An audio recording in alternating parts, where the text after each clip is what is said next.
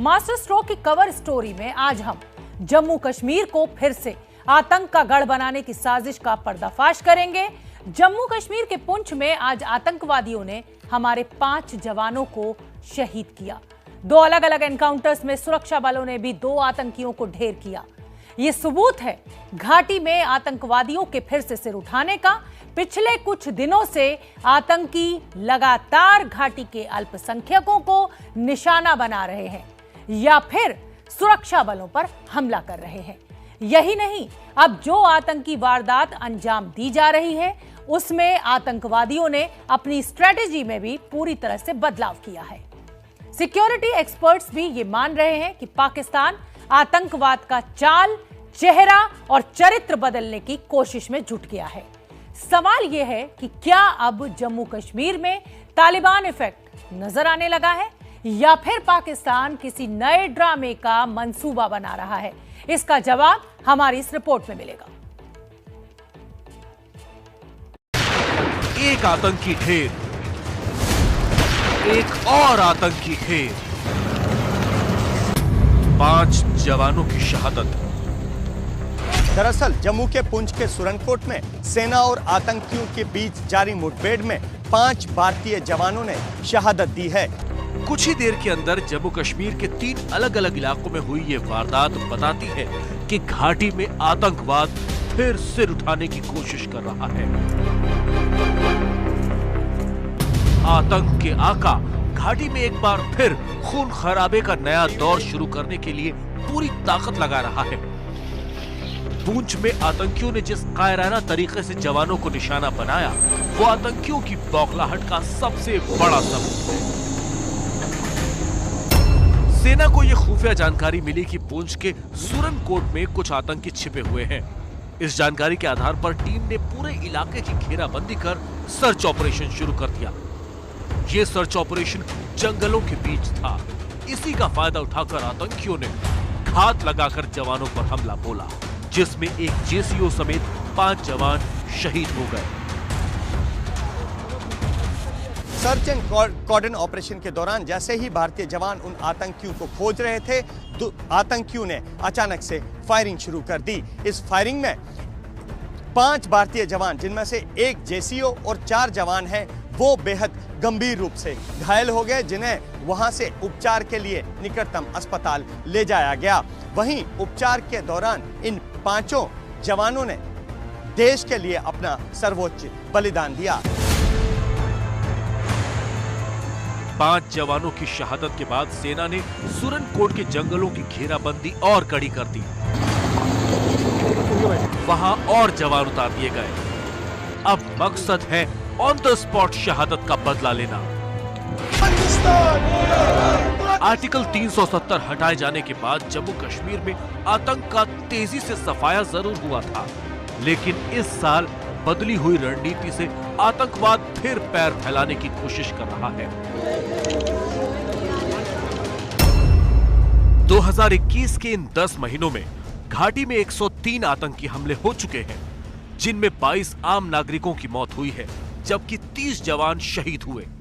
इसके साथ ही हमारे जाबाज जवानों ने 134 आतंकियों को भी ढेर किया है।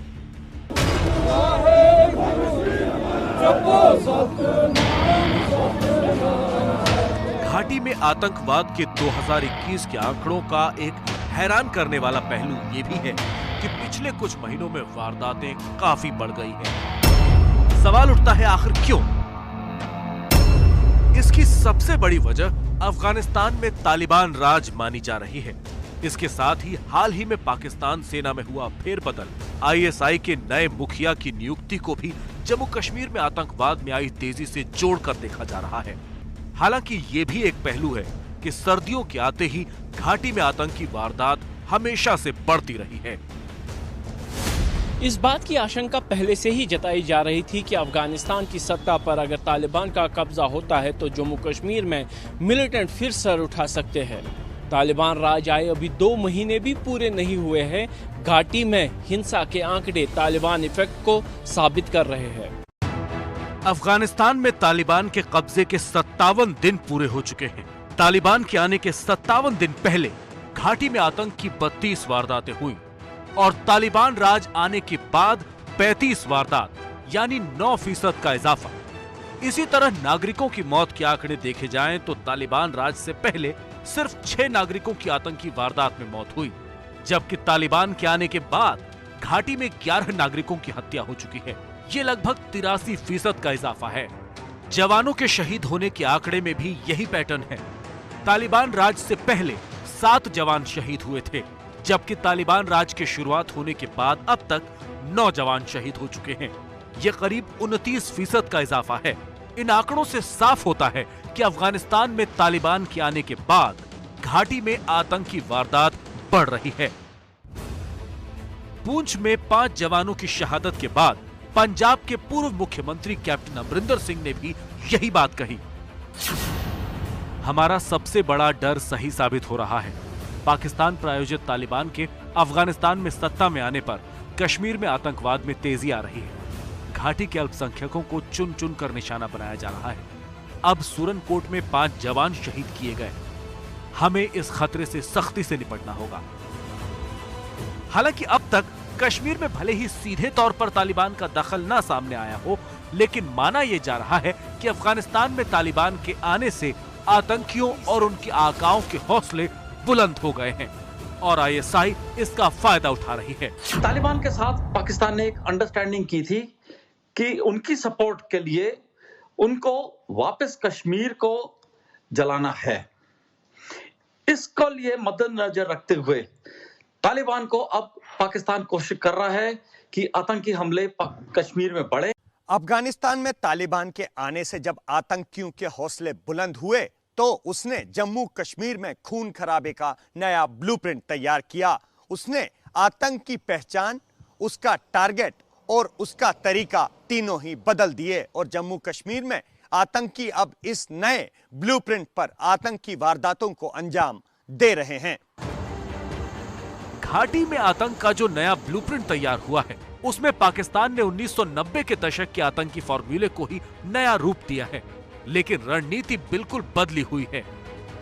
अगर पहचान की बात करें तो घाटी से जैश, लश्कर और हिज़्ब जैसे आतंकी संगठन बिल्कुल गायब हो चुके हैं।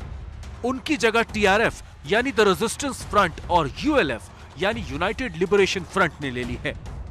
1990 में जेकेएलएफ नाम का आतंकी संगठन था। उसके बाद से अब तक कश्मीर में सभी आतंकी संगठनों के नाम इस्लामिक नामों से जुड़े होते हैं।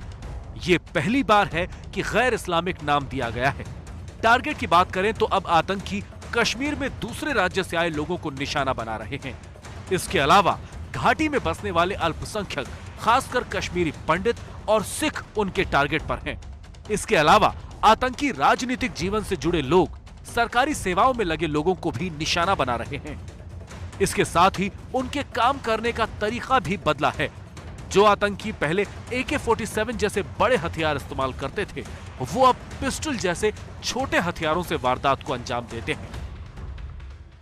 इसके साथ ही अब आतंकी वारदात अंजाम देने के लिए ओवरग्राउंड वर्कर का इस्तेमाल किया जाता है, जो वारदात करते ही फरार हो जाते हैं और फिर आम लोगों के बीच रहने लगते हैं।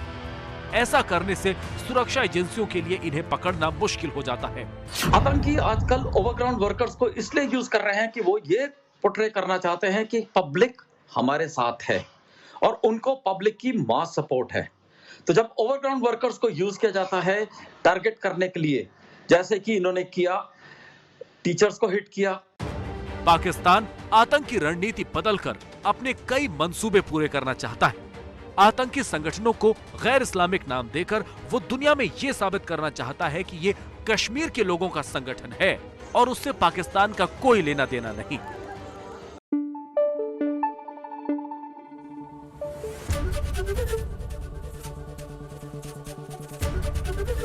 ABP न्यूज आपको रखे आगे।